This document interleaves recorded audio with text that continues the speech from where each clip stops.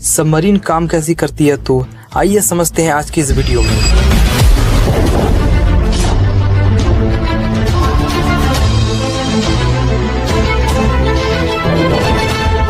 अस्सलामुअलैकुम दोस्तों, आज हम जानने वाले हैं सबमरीन के बारे में। सबमरीन की किस टाइप की होती है और ये पानी के अंदर कैसे चलते हैं। आइए इसे आसान भाषा में समझते हैं। सबसे बड़ा बेहतरीन सबमरीन में से एक है, तो ये पानी के अंदर डूबकर कैसे जाते हैं। सबमरीन के अंदर एक नजर डालते हैं, अंदर क्या कुछ मौजूद है। एक आम मिलिट्री सबमरीन में से 3 लेवल होते हैं, जिसे 3 डेक्स कहा जाता है। इस वीडियो में मोस्टली हम मिलिट्री सबमरीन के ऊपर बात करेंगे, क्योंकि ज्यादातर सबमरीन आज के दिन दुनिया में एग्जिस्ट करती हैं वो मिलिट्री सबमरीन हैं, जो कि रिसर्च और टूरिज्म के लिए सबमरीन होती है। उनकी डिजाइन अलग अलग हो सकती है। जैसे टाइटन सबमरीन थी, कुछ ही महीने पहले फेमस हुई थी अपनी हादसे की वजह से, लेकिन मिलिट्री सबमरीन बना है। सबसे ऊपर के डेक पर यूजुअली रखे हुए होते हैं टॉर्पीडोज, जो है हथियार। सबसे नीचे बैटरी रूम होते हैं, जो बिजली मिलती है सबमरीन को। बीच में डीजल मशीन होती है, मोटर रूम और एक नर्व सेंटर, जिसे कंट्रोल रूम कहा जाता है। इसी कंट्रोल रूम के ऊपर कॉर्निंग टावर भी मिलेगा आपको।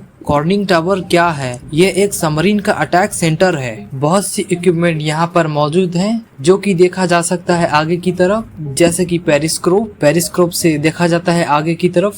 इलेक्ट्रॉनिक्स एंटीनोस गुजरती हैं, आर्म्स और गुजरती हैं। इन कॉर्निंग टावर को ही एग्जिट के लिए इस्तेमाल किया जाता है। वो को सबमरीन के अंदर जाना है और बाहर निकलना है, वो यहीं से होता है। टॉर्पीडोस रखी जाती है टॉर्पीडोस की ट्यूब्स के अंदर, और ये basically self propelled under water missiles है। सिलेंडर ट्यूब्स के अंदर रखा जाता है। मॉडर्न सबमरीन्स में टॉर्पीडोस मरीन के आगे फ्रंट में रखे जाते हैं। उस जमाने में जब पावरफुल सबमरीन्स होती थी, टॉर्पीडोस दोनों जगह लगाए जाते थे, और पीछे उस जमाने में सिर्फ स्ट्रेट जाती थी। इंटरेस्टिंग, टॉर्पीडो ट्यूब्स का इस्तेमाल करा जाता है इमरजेंसी एस्केप करने के लिए सबमरीन से, लेकिन एक्चुअल में इनके थ्रू करना कोई आसान काम नहीं है। ट्यूब्स का सिर्फ डायमीटर 0.75 इंच तौर पर होता है। लाइट टॉर्पीडोस के लिए, जो बड़े टॉर्पीडोस होते हैं, के लिए 21 इंच होता है। ये चीज तो जगह ही कम होती है, आपको 23 किलो का कैप सूट भी पहनना पड़ता है। जब समंदर के इतने ही नीचे मौजूद होगे, अगर ऐसे ही बाहर निकलकर ऊपर तैरने का सोच रहे हो, तो सोचना पानी का प्रेशर ही इतना ज्यादा है, आपको कुचल देगा। ऑफिसर्स इन सबमरीन्स में काम करते हैं। 6 महीने की बड़ी रिग्रेस ट्रेनिंग मिलती है। बात करते हैं पावर सोर्स की।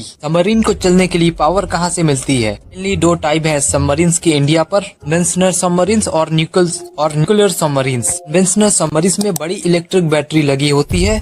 बैटरी को हर 2-3 दिन में रिचार्ज करना पड़ता है, जैसे कि गाड़ियों की बैटरी होती है, रिचार्ज करते हैं। इस बैटरी को रिचार्ज करने के लिए एक डीजल इंजन की भी जरूरत पड़ती है। एक डीजल इंजन को काम करने के लिए इंजन की जरूरत पड़ती है, जो कि हवा में मौजूद है। आप सोचोगे तो पानी के अंदर सबमरीन्स ऑपरेट होती है, कुल सही बात है। ये जब भी सबमरीन्स को बैटरी रिचार्ज करना होता है, ये डीजल इंजन चलाने के लिए पानी के ऊपर आना पड़ता है। ये प्रॉब्लम न्यूक्लियर सबमरीन्स में नहीं होती। न्यूक्लियर सबमरीन्स डीजल इंजन के बजाय न्यूक्लियर रिएक्टर का इस्तेमाल करती हैं रीजनरेट करने के लिए। न्यूक्लियर सबमरीन्स पानी के अंदर काफी ज्यादा हफ्ते तक रह सकती हैं। हाँ, फिर लिमिटेशन आ जाती है। इनके अंदर जो लोग हैं, उन्हें खाने की भी जरूरत है। खाना और सामान, खाना और राशन उस सबमरीन के अंदर मौजूद है। इस टाइम तक वो पानी के अंदर रह सकते हैं। सबमरीन की बनावट को देखें तो यूजुअली रबर की होती है। इसके कारण बड़ा सिंपल है, पर साउंड को बड़ी अच्छी तरीके से एब्जॉर्ब करता है। ये होता है कि पानी के अंदर सबमरीन्स को डिटेक्ट करना मुश्किल हो जाता है। यूजुअली कोई भी मिलिट्री यही चाहेगी, हमारी सबमरीन दुश्मनों के ना देख सके। भी आप फोटोज देखते हो सबमरीन की जो ब्लैक लेयर है,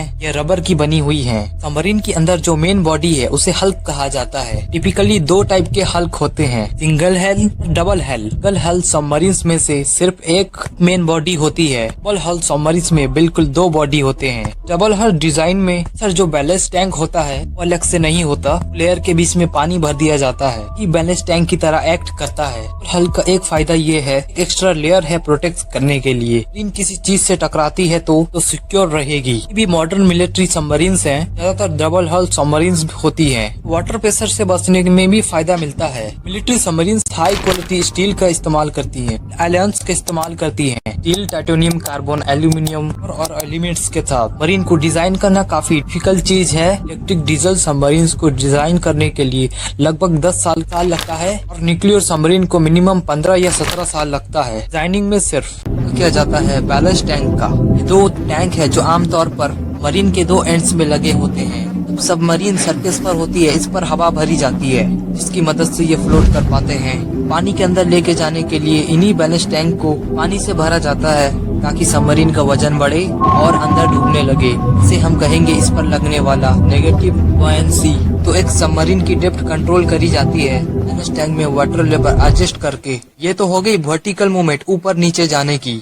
और जब पानी के अंदर साइड में मुड़ना है, इसके लिए एक रडार इस्तेमाल किया जाता है कि कुछ ऐसा दिखता है, इसे वर्टिकल रडार कहते हैं। इससे हॉरिजॉन्टल मूवमेंट पॉसिबल है पानी के अंदर।